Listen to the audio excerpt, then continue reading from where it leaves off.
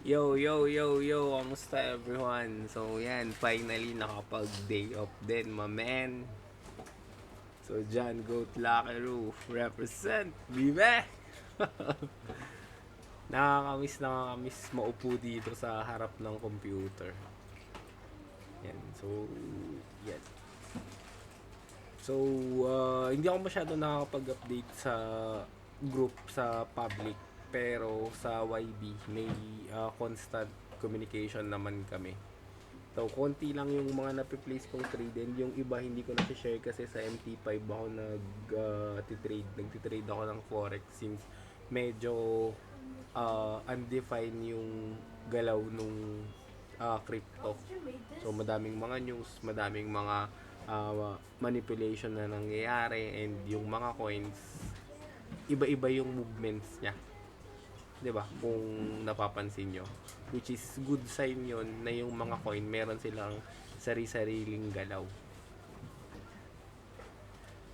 Kasi pagka ganun yung nangyayari, alam niyo yun, yung nagkakaroon ng dominance yung market.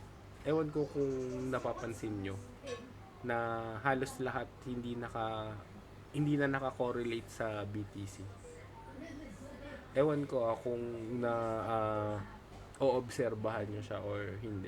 So, for the past few days, for the past few weeks na hindi ako masyado nakakapag-update, it doesn't mean na wala akong ginagawa. So, ano yung mga ginagawa ko during those times na uh, as in parang wala ako, parang hindi nyo ako masyadong nararamdaman. Ang ginagawa ko during those times since hindi ako nakakapag-charting, binabalikan ko yung mga lessons na pinag-aralan ko way back pa. Just to fill the gaps kung ano man yung mga kakulangan dun sa strategy or kung ano yung mga na-miss ko and so on and so forth. Kumbaga parang yung trading arsenal ko, ini-equip ko pa, ini-enhance ko pa siya by observing and by watching yung parang sa One Piece yung observation hangin mo, 'di ba? Kasi minsan mas masarap yung manood 'di ba? Kaysa gumawa ka ng action kaagad, 'di ba? Though sa trading naman, wala namang tama, wala namang mali. It's just based on probabilities lang naman talaga. So, yun lang yung mga nangyari since 24-hour yung operation namin sa airport and broken schedule ako, broken shift ako. So, medyo mahirap pero syempre, 'di ba? Palag-palag lang. So, yun ang pinagpo-focusan kong tignan ngayon since lahat naman tayo familiar sa crypto. So yung forex tsaka siyempre yung gold kasi sabi ko nga nandito talaga ito from here pababa yung big boys game. So dito talaga masarap mag trade kung talagang gusto mong i-step up yung next level nung trading mo. And etong mga nandito, eto good siya for like kung gusto mong mag-invest talaga in the long run or pang long term. Pero syempre, pwede ka ring mag-trade dyan. Pero yung probabilities kasi since easily manipulated din talaga yung crypto. 'Di ba? So, same pace ng dollar. So, dito ka na sa mas may liquid na galaw. Yung hindi basta-basta ma-manipulate. Though lahat naman kayang i-manipulate pero may pwede kang gawin. 'Di ba? So sabi ko nga join the big boys game. So yun. So ang ginawa ko, nag-refine ulit ako ng strategy. Though wala namang mali dun sa strategy na ginagamit ko o yung ginagamit namin sa YB. Pero syempre iba pa rin yung uh, equipped ka, updated ka, tapos upgraded ka. Kasi syempre, di ba? So, kumbaga parang for the past few days, for the past few weeks, wala kang update sa group, wala kang mga trade na pinapakita. Pero may mga trades naman ako sa MT5 which is later i-share ko siya. Yan. So it doesn't mean na wala akong pinapakita, hindi ako nagtitrade. I'm trading and most na mga nasa YB kagaya niyan nila Mark, nila Jan, nila Michael, nila Edmond, yan, may mga sariling trade talaga yan sila. So, sa akin kasi, sa ganitong klase ng market, both crypto, forex, metals, or kung ano man yung tinitrade nyo, uh, market structure talaga yung kailangan yung i-master. Kasi dun mo makikita, dun mo malalaman kung saang side ng market ka talaga. Normally kasi yung market structure ganito, 'di ba? So, from here, low, higher low, higher high, higher low, higher high, series of ganyan, 'di ba? So, break, yan. Then, ito na yung panibagong low mo. Ito na yung panibagong high mo. So, anything that happens between this high and this low, yan. Part na yan ng uptrend. Kasi kung ano yung trend mo, okay, sa higher time frame, let's say ito yung higher time frame mo, let's say 1 day to or 4 hours. Kung ano, yung nakikita mo sa higher time frame mo, sa lower time frame, pwedeng mag-iba yan. Okay, in reality, ganito kasi yan. So, yung market, hindi yan gumagalaw ng perfectly na ganito yung itsura. Yung market, ganyan yan, gaganon, gaganon, gaganyan, gaganon, then gaganon, tsaka siya magbe-break, gaganon, gaganon, gaganon, gaganon, gaganyan, gaganyan, magbe-break. So, bakit importante talaga yung market structure? Kung gusto mo talagang maging matuto or maging matuto, sorry, lutang pa. So, gusto mo talagang karirin yung pagtitrade. Ang advice ko is kailangan perfectin mo yung market structure para alam mo kung saang side ng market ka magtitrade. Sorry, medyo paus pa yung boses ko kasi sa trabaho kailangan namin magsalita ng magsalita eh. Alam mo yun. Siyempre, yung engagement ng tao, thousands of people, yung uh, nami-meet ko araw-araw and different nationalities, 'di ba? English, Arabic, Russian, and so on and so forth. So, balikan ko lang to. So, yung market, hindi siya nag-move nung ganito. Yan.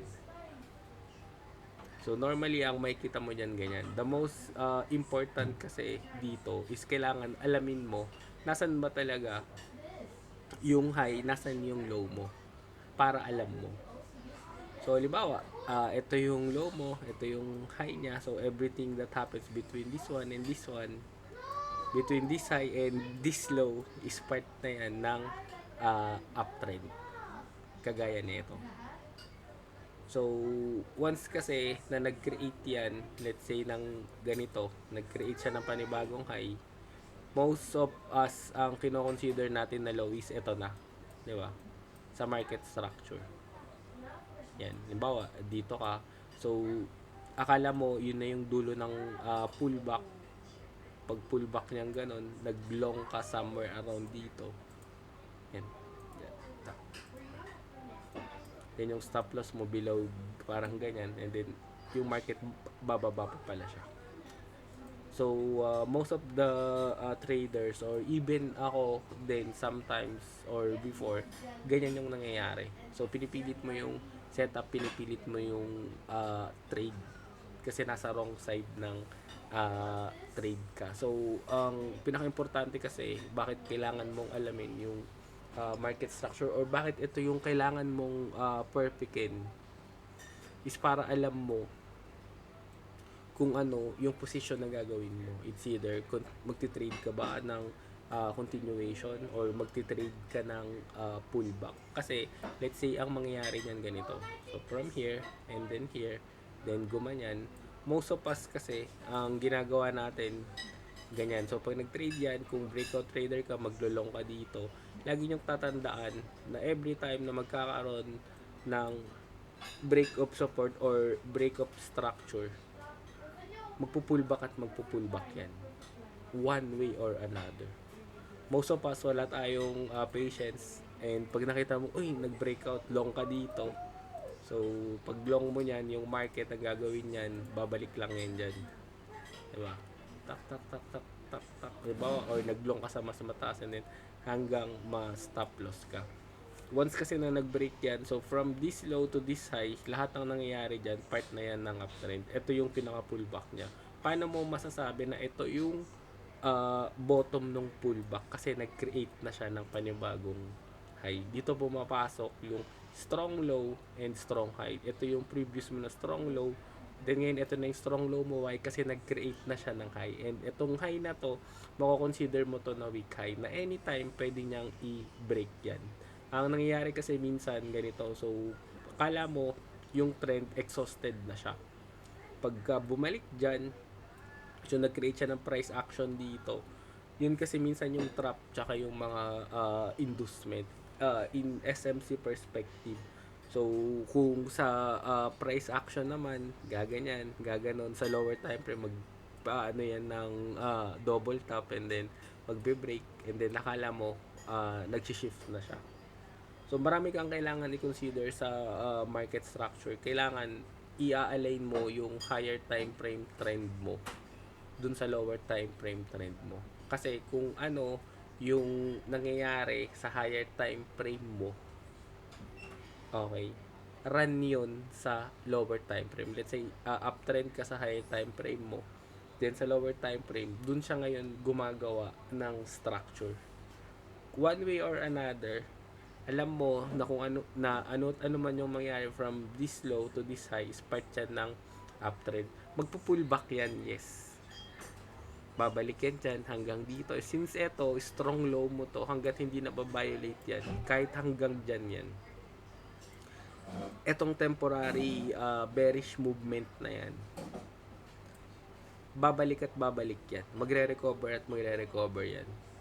Para butasin tong weak high mo kung hindi siya tatagos dito sa strong low mo. Nakukuha nyo? Yeah. Sorry, hindi ako masyadong magaling mag-explain talaga pag walang kausap. But I'm trying na i-explain sa inyo para mas intindihan nyo. So, hindi mo kailangang hanapin kung nasan yung bottom nung pullback kagaya nung in-explain ko kanina dito. Hindi mo kailangang hanapin kung nasan yung pinaka-bottom ng pullback kasi you will never know kung nasan yung pinaka-bottom ng pullback. Ang kailangan mong gawin is pag alam mo na sa higher time frame trend mo is uptrend siya, let's say ito, uptrend siya, the next thing na gagawin mo kung magmumove ka sa lower time frame 1 hour, 30 minutes, or 15 minutes, wait for the price na bumalik siya ng uptrend. So, kung downtrend yan, hindi ka pwedeng mag-long. Okay? Depende kasi kung anong gamit mong strategy eh. Kung price action ka ba or breakout trader ka or trend line trader ka. So, kailangan kung ano yung higher time frame trend mo.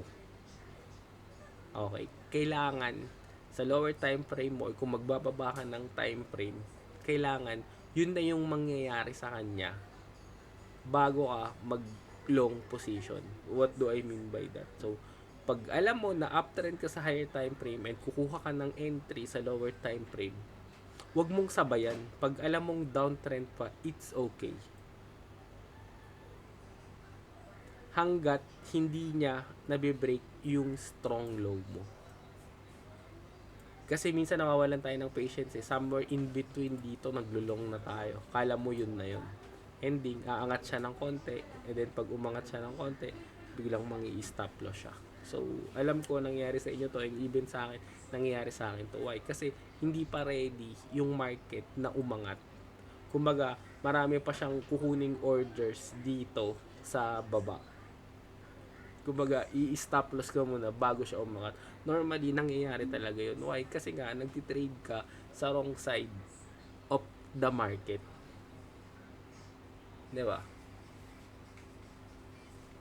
I'm not sure kung naiintindihan nyo or kung nakukuha nyo or kung na-experience nyo siya. The best way para mag-trade sa gantong klase ng market ngayon sa crypto or even sa forex or sa gold is kailangan i-align mo yung higher time frame trend mo dun sa lower time frame mo. So, kung nakikita mo to na downtrend, pwede kang mag-short. Pero yung short mo, short time lang din. Kasi nga, ang trend mo sa higher time frame or yung overall trend mo is uptrend. So, ito, yung immediate trend mo, pwede kang mag-short pero short time kasi pullback lang yan. As long as hindi niya nabe-break yung strong low mo. And I can suggest na dito pwede kang mag-long pag nakikita mo na ang nangyayari na sa kanya is ganyan. So, gumaganyan, gumaganyan, gumaganyan. And then, ngayon, nagkaroon na siya ngayon ng panibagong break-up structure. So, yan. Then, pag nagkaroon siya ng break-up structure, wag mo munang sabayan kasi magpo-pullback pa yan. Bawa, 4 hours yung higher time frame mo, ito 15 minutes to. So, antayin mo na mag-pullback yan. So, magpo-pullback yan. So, saan ba yan possibly na mag-pullback? So, pwede yung mag-pullback dito kung saan siya nag-break. Pero normally, sa strategy namin, ganito yung ginagawa namin. Pag walang engulfing, mangliliquidate yan. Kukuha yan ng order dito sa mas mababa. Kung nasan nakaset yung mga orders. Mga stop loss, dito nandito yung mga orders. And then, pagdating niya dyan, tsaka yan ulit bebuelo. And then, ito ngayon, mako-consider mo ngayon, kung nasa 15 minutes ka, ito ngayon yung magiging strong low mo. So, pagka nakabelo na yan, gumanyan, yan, dyan, somewhere in between, pwede ka nang mag-long dito. Pag halimbawa itong structure na to is na break niya, or kung mas safe, antayin mo na bumalik dito bago ka ngayon mag-place ng long order. Let's say for example, ganyan. Or kung breakout ka naman, pwede mong ilagay dito, and then yung stop loss mo, pwede mong ilagay somewhere in between dito. And then yung ita-target po ang ita-target mo diyan is yung weak high niya. Yan. Depende kasi maraming scenario Pwedeng kung ano yung strategy na gamit mo. But what I'm trying to say is yung market structure talaga is importante lalo ngayon. As in lalo ngayon sa gantong klase ng market situation based dun sa observation na nakita ko. Talaga. Ito yung isa sa magpapapanalo or magbibigay sa inyo ng additional edge sa market, yung market structure. Kasi kailangan yung market structure, kailangan i-align mo siya kung anong strategy na gamit mo. And sabi ko nga, meron akong 3 strategy na ginagamit, and yung 3 na yun, pinag-isa ko siya. So, yun yung strategy na ginagamit ko tsaka tinuturo ko sa YB. Pero, with a flick of a finger, kaya-kaya ko siyang tipakin. Kaya-kaya ko siyang pag-iwalayin. Kaya-kaya ko siyang ituro ng separately. Why? Kasi, during the past few days or during the past 2 weeks ata, or hindi ko alam kung 2 weeks or 3 weeks na wala akong masyadong trade. Pero may mga trades ako sa MT5, sabi ko nga. So, wala akong masyadong trades na pinapakita sa Binance kasi nga nag-o-observe ako. Tsaka syempre, yung spot talagang laglag talaga yung mga spots namin. So, but it's okay kasi one way or another, babalik at babalik naman yan. So, ang ginawa ko, nag-observe ako, tinipak ko yung mga strategy na usually na pinanggalingan ng strategy namin sa YB, and yun, alam mo yung parang kang estudyante ulit, parang ang sarap sa pakiramdam kasi matagal yung travel time papunta ng airport. So every papasok, every uwian, so pinapanood ko, re-recall ako. So marami akong nakita, marami akong naalala na pwede ko siyang idagdag, na pwede kong gamitin pa para mas lumakas yung strategy na ginagamit namin sa YB. And ito yung isa na talagang binalikan ko, yung market structure. Para less yung maging false signal, less yung maging mistakes na pwede namin gawin kung e-entry kami ulit. So, kumbaga parang preparation yung mga times na yun. Diba? Siyempre, sabi nga nila, kung tingin mo, alam mo na yung market or hawak mo na yung susi, every now and then, papalitan nila yung padlock. So, might be yung susi na gamit mo, hindi na siya mag-work. Diba? So, So, kailangan nagpapalit ka rin or nag-equip ka, nag-improve ka ng strategy mo. And sa amin, hindi na kami mahirapan kasi meron naman kami. And at the same time, nakalay yung foundation ng strategy namin na mag-work talaga siya sa anong klase ng market condition. So, yun. So, yun. Balikan natin. So, market structure, yun yung isa sa tip na kailangan yung malaman. Market structure ang magdadala. Higher time frame trend, lower time frame trend. Kasi sabi ko nga, one way or another, since uptrend ka, eto, yung downtrend na yan, saglit lang yan. One way or another, yung market, gagawa yan ng way para mag-take over kung ano yung higher time frame trend mo, which is uptrend. As long as hindi siya magko-close below dun sa strong low mo or kung saan mo kinuha yung market structure mo, kung sa daily ba siya or kung sa 4-hour ba siya. So, depende nga kasi anong time frame ka ba. So, dapat yon yung isang kailangang alamin mo. Yung time frame and at the same time, ano yung strategy na magsusut doon. Kasi kung wala ka pang strategy, so mahihirapan ka. Pero, for now, kung wala ka pang ginagamit na strategy talaga, wala ka pang solid strategy na ginagamit, I suggest na pag-aralan mo yung market structure. Di ba? Maraming strategy na pwede mong malaman or pwede mong matutunan. Pero, for me, ito talaga yung magdadala. Yung market structure. Kailangan alam mo yung market structure regardless crypto, forex, or sa gold man yan, market structure talaga. And kailangan i-align mo yung entry mo dun sa higher time frame trend, hindi dun sa immediate trend. So, patience lang talaga. So, kung uptrend, nagda-downtrend siya, pwede mong sabayan. Pero sabi ko nga, one way or another, gagawa ng way yung market para bumalik siya sa uptrend kung nag-pullback siya, as long as hindi niya i-violate yung strong low na kinreate ng market structure mo. Kasi mostly yung mga big players or yung mga institution, they will protect this low by all means. Pwede yung bumaba hanggang dyan, pwedeng tumagos yung wick hanggang dyan para kunin yung mga orders na nandito. Kasi kailangan nilang i-protect to kasi yung mga orders nila nandyan. Kasi ito yung low na nag-create nung high. I'm not sure kung nakukuha nyo. Sabi ko nga, medyo boring ako magturo pag wala akong kausap. Kasi wala akong nakikitang reaction. Diba? So, yun lang yung masasabi ko. Yun lang yung masasabi ko ngayong pabalik ko. So, sobrang simple lang, Pero pagkausap ko na talaga yung mga generals, yung mga admirals, doon na tayo magpapakita ng lupit. So, yun, alauna na. So, tok na ako. Parang lasing lang, So, alauna na. So, yan, May 1 na, Yan. So, yan. Galaw-galaw, baka naman. Diba? Mahirap magtrabaho habang buhay. Yeah. So, yun lang. I hope na nagets nyo yung pagtuturo ko kahit parang lasing. Diba? Parang feeling ko na bobo na ako magturo. But, siyempre, makikita natin yan dun sa live execution talaga. Diba?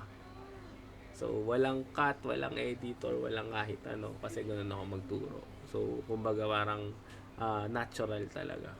Hindi na kailangang edit, hindi na kailangang cut pa, gumawa ng maraming video, di ba? Since time consuming yun para sa akin, tsaka hindi ako marunong.